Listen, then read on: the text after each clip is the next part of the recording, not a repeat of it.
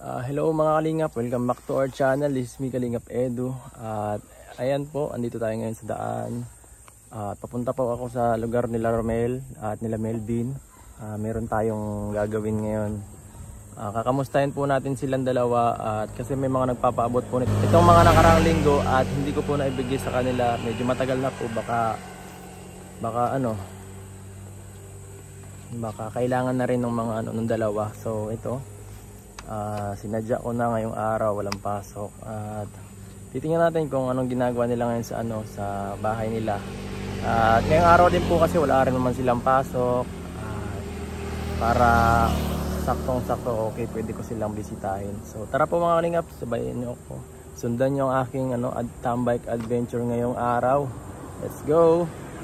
At yan guys, nakarating din tayo sa lugar nila Mel at Melvin at dito po tayo ngayon sa bahay ni Melvin. Patukin natin po. Tingnan natin kung anong ginagawa nila. Ayun po, dito si Melvin. Tao po. Uy. Kumusta? Anong ginagawa mo dito, Melvin? Mali. Kinikinis muna. Kakalinis mo, natikal lang yung likod ng bahay nyo, Melvin. So anong ibang gawa mo dito, Melvin, bukod sa pag-ganon? Wala ngayong pasok, no? Wala pong pasok ngayon. Buti naman. Si Romel, wala rin Wala pong pasok yata. Nandiyan po sa bahay nila, nagagawa ng bahay. Nagagawa ng bahay nila? Katulong naman po si Anong klaseng bahay ang ginagawa nun? Pambihira. Iwan ko ako. Hindi ko na. Nakita ko lang po kanina eh. Pambihira, matibay si Romel Opo, may kasama naman po yata yun. Walang kasama dito sa bahay? Nandiyan po si mama. Si mama mo? Opo. Si nanay mo? Nandito po. Sa likod? Wala. Nay! Hello po, kayo po nanay ni Melvin. Kamusta po, Nay? Magandang umaga po. So ayan, Nay, si Melvin po, tinutulungan natin tinutulungan ko po sa aking channel. Okay lang po ba itong ginagawa ko? Na pag sa kanya, pag-vlog at pag-suporta minsan sa kanyang sa financial niya or mga pangangailangan, okay lang po ba yung nakuha natin siya ng konting documentary para siyempre makita ng ibang manonood at siyempre ng mga supporter din, para siyempre yung iba natulong din sa kanila sa mga tinutulungan ko eh. Ayos lang po ba yun? Salamat nga po. Kasi po kailangan din po talaga niya yung tulong namin kasi po yung pag-aaral niya medyo nahihirapan din. Kung hindi po nga sana ngayon hindi na siya nakakapasok. Saan po nahihirapan si Melvin? Sa panggastos po sa pag-eskwela. Bakit po? Ano po ba? Nasa private po ba siya? Hindi po. Diyan lang po sa kasi po yung pamasahin niya kung may man siya, panggastos nila, pambaon, yung pang-ulam. Wala pong So, kulang po ang ang budget niyo para sa inyong mga sa pamilya niyo po. Kaya si Melvin sa sariling kayo niyang niya yung kanyang baon sa Kaya ayos din talaga na nasama-sama siya sa akin Nay. Sabi ko nga sa kanya, sipagan lang niya kasi isang beses nga po nung grade 10 po siya. Halos po hindi na po siya gusto na yun na niya talagang pumasok noon. Grade 10 po? Bakit po? Kasi po, wala nga. Minsan na absent na lang siya, walang baon, walang panggastos, pamasahe. Tapos po, medyo naglayas na po nga niya sa amin na nagsama na po yan kay Romel, nagtaka sa amin, makakabod po siya. Ay sabi namin hindi pa pwede kasi hindi pa siya nun pwede. Saka mahirap doon kasi po, katawanan ng trabaho doon. Medyo di kalaki ng katawan niya, baka madaganan to ng bato. Takot nga po kami kaya tinanong namin, sabi niya nung graduation, mamasaan daw ako. Ano daw ang trabaho ko? Ayaw ko naman mag-uling, mahirap, sabi niya. Sabi ko, di, bahala siya. Nakiusap siya kay Romel na kung pwede daw ipasok sa'yo. Sabi ko, kung tatanggapin ka, yun, tuwa nga yung ama niya nung malaman na tinanggap mo kasi yun ang tiwala naman kami na hindi kami takot na ano kasi nga yung pagkabod ay talagang mahirap yun. Mas madali, mas okay yung trabaho sa akin kaysa sa iba. No? Salamat naman na. Sabi ko nga, nagpinakiusap ko nga sa teacher niya na sabi ko, pag Martes at saka Webes pag napasok sa'yo, sabi ko, ma-absent siya. Pero yung subject na nung 2 araw, pagpasok niya, kukunin din niya yan. Parang pumayag naman po parang siya. yung ano na lang niya, parang sa bahay na lang niya aaralin. Oo, yung 2 araw. Galing may salamat naman po sa teacher niya, tinayagan si Melvin na nakakatuwa naman. So Melvin, kaya mo naman yung pagsabayin yung pag-ano?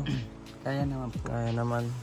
Tama yan, tiyaga lang din talaga Kasi siyempre talaga sa buhay kailangan talaga magsumikap may mga sakripisyo din talaga na kailangan gawin Dito. siya nga po pala Nay, si Melvin, anong klase pong anak si Melvin? Ayan po, mabuti po, madiskarte po yan sa sarili niya. Pag wala po kaming katulad po, nagkasikit yung papa niya, medyo talagang hirap po kami, hindi po talaga nagkapasok yan. Yung pangbigas namin, siya lang yung nagkakayod. Saka yung kapatid niyan isa. Kaya po palagi siyang absent noon. Kaya medyo po nung wala pa po sa wala pa po sa inyo. Po nung Kaya po salamat man po at nakuha niyo si Melvin. Sabi ko nga sa kanya, sipagan lang niya para tuloy-tuloy yung trabaho niya. So, huwag po kayo maganda, magandang mabuting empleyado mas si Melvin, mabuting kasama naman, kaya hindi naman basta-basta natin siyang wawala sa trabaho. Hanggang siyempre yung malakas niya natin, dire-diretso lang ang pagtrabaho niya sa akin. Siyempre bukod pa yung tulong sa pagbablog sa kanya, sa kay Romel. So at saan tayo? Puntahan si Romel? Sige po. Tara. Sa bahay nila. Nagawa ng bahay.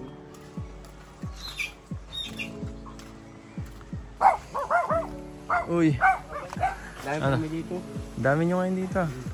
Mga kakamag-anak mo. Anong ginagawa mo dito, Romel?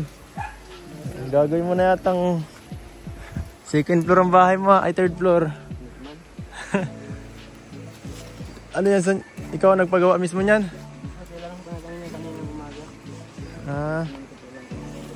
Pinantay mo na pati yata yung mo. Sila yung magawa ng bahay mo sana? Yan na lang po yan. Ginawa lang po, extra lang po. Tapos binabayaran mo sila? Hindi po, wala. Libre lang po. Bakit? Wala man bayad. Bakit walang bahay? Kawawa naman sila. Yung po ito. Kabarkada mo. Marami po ito. Tay, kuya, ano yan? Pinapabayaran sa'yo ni Romel? Para saan po yan, Tay? Kapatid niya na yan. Ha? Bayaw ko po yan. Ay, bayaw. Yung extra Punta mo. po kayo dito. Ano po tayo ngayon? Ha? Ano po tayo Ang ngayon? bihira. Nagbisita lang ako sa inyo dito. Sa Melvin para mga musta. Mama mo nasaan? Nasa ano po si mama, nag-deliver pong kopra. Next week, papaanin to si kuya. Sige. Pa-extrain ta na muna dito. Wala pa akong ano dito kayo doon. Ano Ano ka pang tubig? Kayo doon. Ano? Ano yung katulong namin sa paggawa? Tapos, maka-exist muna po kasi na makakuha po akong gulayin sa bundok. Bakit? Walang gulayin. Walang pagkain. Opo, di naman namin alam kung madala yung si mamang isda mamaya pag-uwi. Yung mabili. Walang ulam. Bakit Masama ka po. Bakit yung yung mga yung ibang pera mo? Ano po, kasi tinitipid ko po yung pera ko. Bakit? Kasi pag pag wala na po, mahirap na pag nawalan. Kaya lang po, makuha lang gulayin. Walang gulayin po ay. Sige. Dahil, Ay, kung gano'n, ay di sama na lang kami ni Melvin. sige. Melvin? Walang gulayin sa bundok. Sama ka? Sige po kuya. Sige, tara. Ang ginagawa namin dito, pag walang Grabe. Ay, dito Sukal. Hindi ko po ginagastos yung ko. Yung pera ko at bibili ko ng bike. Ano po? Dito daw po ang daan papunta sa bundok nila. Dito po ang daan papunta sa bundok namin. Ay. Ibang klase to. Napakalaki. Ay, wag na tayo pupunta doon at grabe oh. Tagaktak na ang pawis ko. Ang init lang. Kaya naman sana yung init ang medyo nakakabilis mapakakapagod.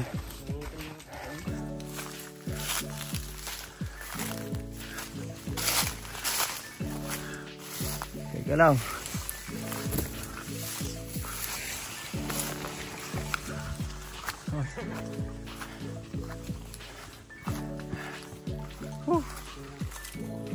Ay, grabe. Gusto ko ito sa baba.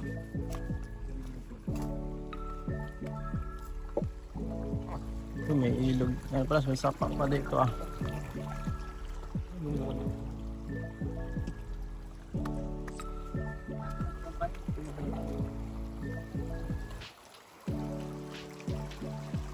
Ay, grabe. May sapak pa pala dito. Hirap naman pinagkukuha naman ng gulay yun. Ah, kung saan saan tayo nakakarating ah.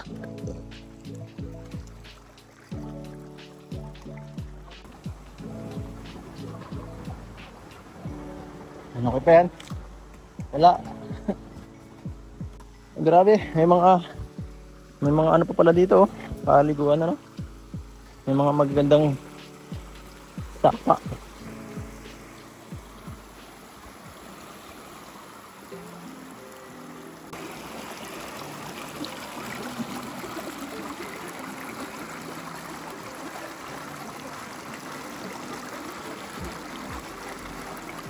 So ayan po mga kalingap. At kakahanap namin ng pwedeng makakain. Ito paliguan na nakita namin. Paliguan na nakita namin. Teka lang.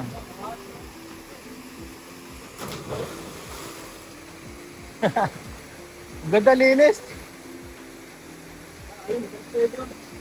Sinelas mo mawala. Sinelas.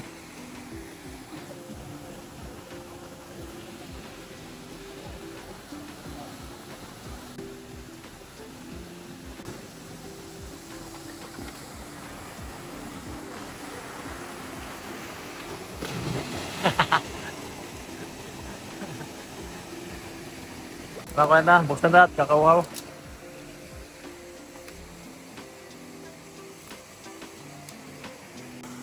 Tubig.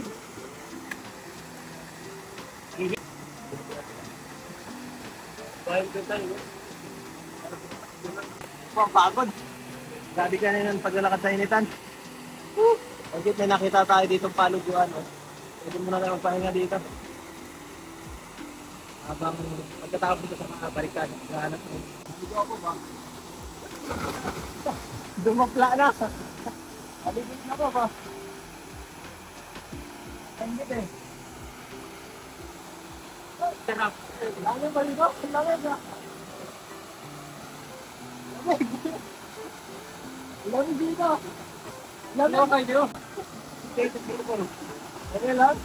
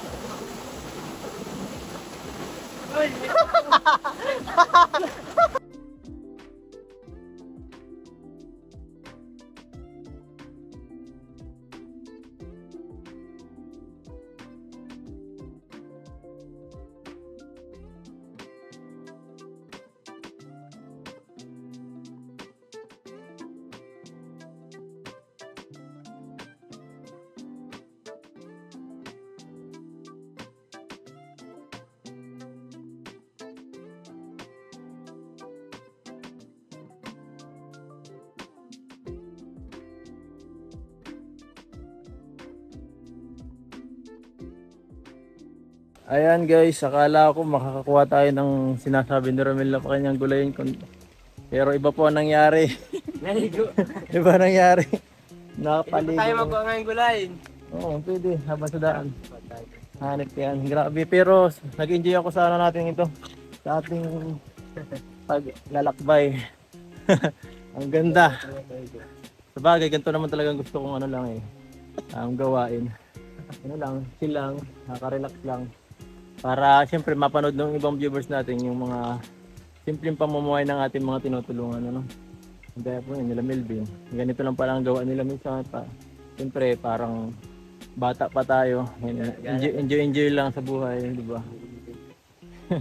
Ito, pangkaraniwang araw lang sa kanila. Sa ibang tao, ito kailangan pagugulan talaga ng araw. At siyempre, magastos ang ganito sa iba. Sa atin dito libre lang.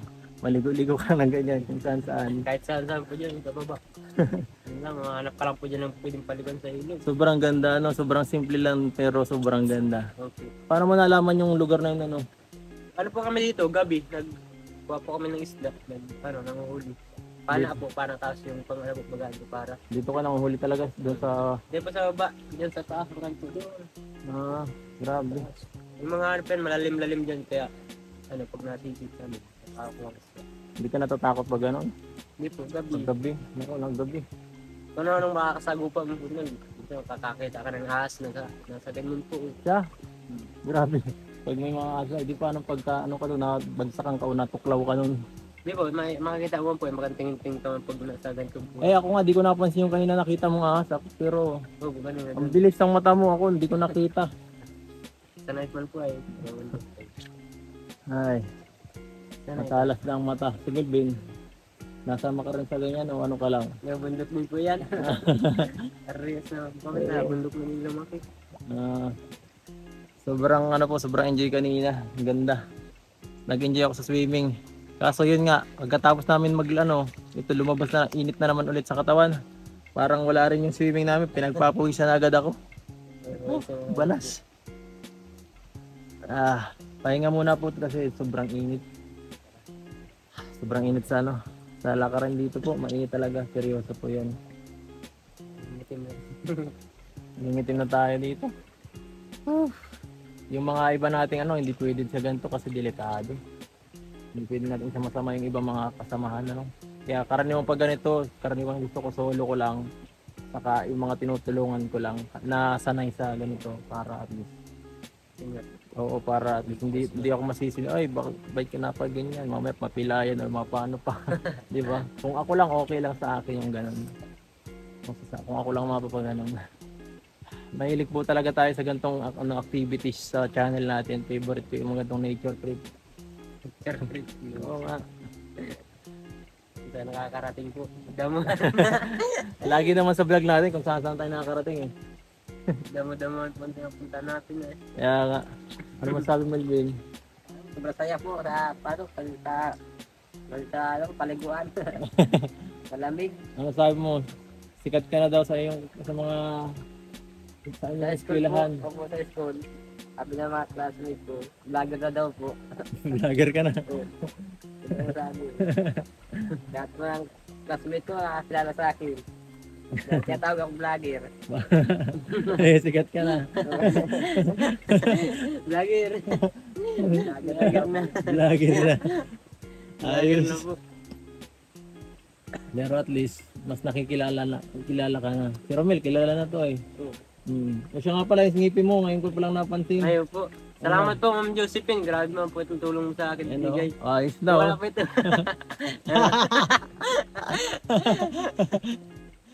Ang ganda na bagay, bagay parang hindi hindi po halata. Parang hindi halata, normal ang klase. Opo. Yan po. Salamat po sa bigay po tulong. Oo, yes. Salamat. Salamat po sa mga nagbibigay sa amin ng dun sa bahay po. Grabe po, salamat po, napakalaking tulong po yun. Tapos kanina po, ginawa namin po, tinapos namin po yung yung kahit paano na gawin namin. Nagbili kaming 2 simento. Magaling na po yung gumawa. Ayun, natapos na yung flooring po doon. Ayos. Sige, tama lang yun. Saan na tayo? Tara na sa ating gagawin. Ayun bamboo shoot.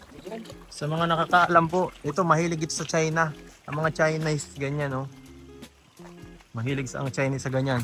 Sa bamboo shoot. Teka lang. Anong tawag yan sa inyo? Lambo po. Lambo. Patay na, sing-syung. Sige daw. Ay, sarap yan. Ano nga ang tawag yan sa ano? Yun yung ginagawa yung parang ano eh. Ay, lasa yan, oh. Makati yan.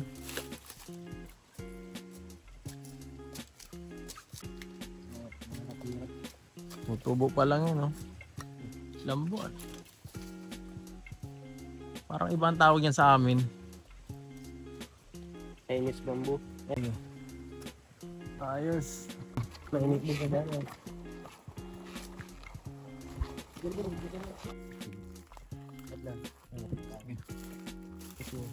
Ano yan, Romel? Tignan mo po ito, Kuya Edo. Ano yan? Dahon. Dahon yan? Ano yung pang ano? Pang lahok sa isda. ano to, parang talbos ng kamuti. Bakit ano yun to? Kainin. Bakit? Hilaw? Bakit? Anong ano to? Huy. Malasong ka niyan, malasong siya. Anong ano to? Anong dahon to? Alam mo to? Alam mo to? Alam mo no? Pinakain no, baka malason to. Nakain po yan. Anong pangalan itong ano na dahon? Calamansi leaves. Ano matawag dito? Ano yung matawag ko dahil? Alam mo? Ano yung... Calamansi leaves. Anong tawag yun? Ano po yata yun? Kasi po ito ay pang ano? Pang nakita isda. Calamansi leaves. Yan po, pag nalason po kami, kagagawan po ni Romel. Hindi. Ito po, titikman natin yung sinasabi ni Romel na calamansi leaves. Dahon po yan. Dahon po. Oh. Sabi daw nila, pampaasim daw po ito, no? Ayaw ka nakain. Titikman natin kung sino po nakakalam ng ganitong dahon. Dahon, para itong dahon ng kung saan mo lang nakikita ito eh. Ibang klaseng dahon. Maasim po siya. Totoo po, maasim nga siya, ibang klase. Yung halok po yan sa ano? Gulayin po yan, gulayin. Binugulay din po yan. Legit ah. Tatagal-tagal ko nabubuhay po ngayon lang ako nakatikim ng ganitong klaseng dahon na maasim. Hindi ko doon sa unahan po. Tuturuan din tayo ni Romel ng ibang ano. Ito po. Ay putik. Pangsumpit yan, Romel. Pambihira. Yun yung pinapansumpit namin nung bata pa ako. Man mo. Grapes ba to? Isa lang. Grapes yan. Ano to, kinakain to? Bilbin? Opo. Sigurado ka? Gusto ko ito, legit yan. Legit. Legit yan ko ito. Ano ibig sabihin legit? Legit yan. Ano, tama. Tama. Totoo. Legit niyan ta kung hindi tayo malalason dito. Tinuturuan tayo ng mga kakaining pambundok. Puro buto na. Kahit ang buto. Pati yung buto kinakain na? Hindi po. Tamis lang po. Tignan ko lahat. Ano? Yan bunga po. Hindi ako natega po ng ano. Ang liit lang ka ano? Mga putas na. Mga kalingap, wag kayo magparapakain na dito kung ano-anong kinakain namin po mga kalingap pa kasi si Romel ito. Survivor ito. Ang tiyan ito po, pang ano na. Bakal na. Kami alam po namin yan at matagal na kami taga-bundok. O anong pangalan niyo to? Pag hindi mo alam, hindi kami maniniwala. Lubas. Ha? Lubas. Ano yun? Lubas yun, pang ano din. Ang dahon po niya, pangasim sa isda din. Kaya patikman ko po sa'yo. Yung dahon. Huwag mo sapatikim lahat ng makikita mong dahon dito. Magbumungkal na tayo ditong karabaw eh. Matigas na po. Karabaw. Karabaw daw. Grabe ang pagod dito sa paglalakbay natin ha. Ay, okay lang po yan, Kuya Edo. Isa din sa ano, pag ano, nagko-construction ka, mahirap. Halimbawa, construction ka ng construction. Ano ka naman? Pawisan. Tapos, saan ka pa nag-ano? nahalo ka ng halo ang simento. Ganda nga po itong trabaho mo, layas ka ng layas. Nakakatulong pa tayo, di ba? Nakakatulong pa. Yun ang maganda sa trabaho natin eh. Guys, Double purpose. Masaya ka na.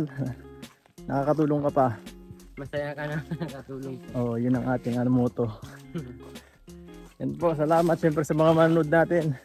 Enjoy ang ating vlog. Init. Ah, grabe.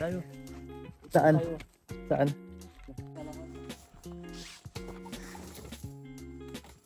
Pagkuha mo yan ng gulay ni Romil. Okay. Laki.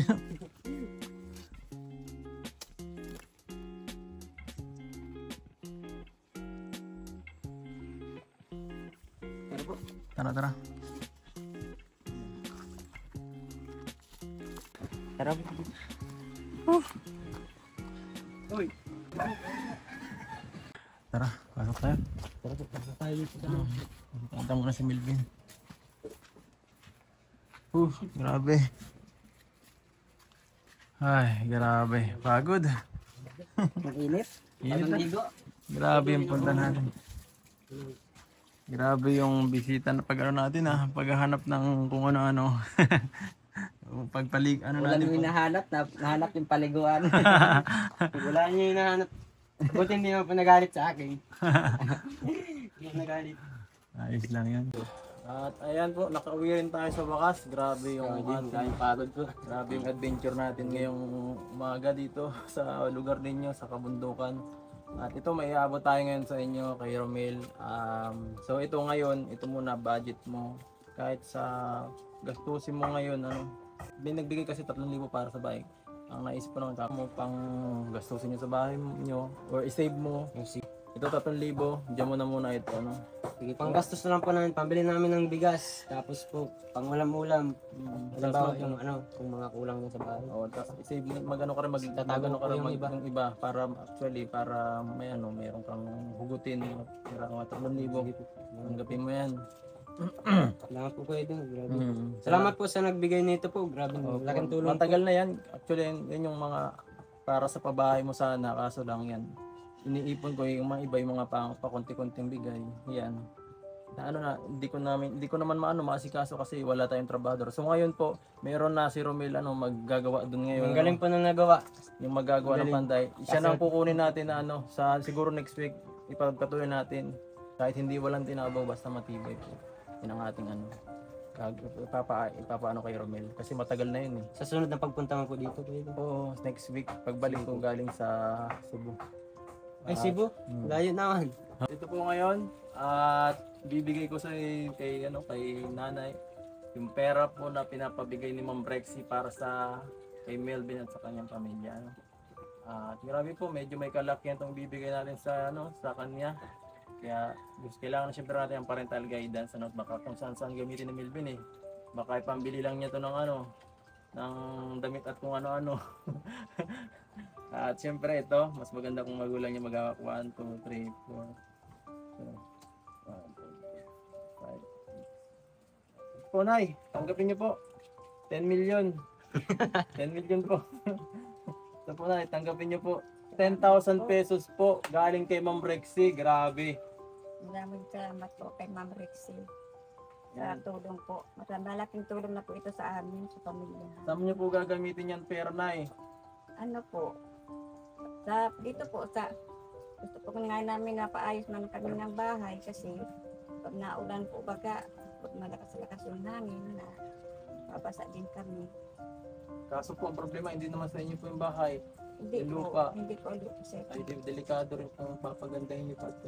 Dapat may sarili kang lupa muna bago ka magpagawa ng magandang bahay, di ba?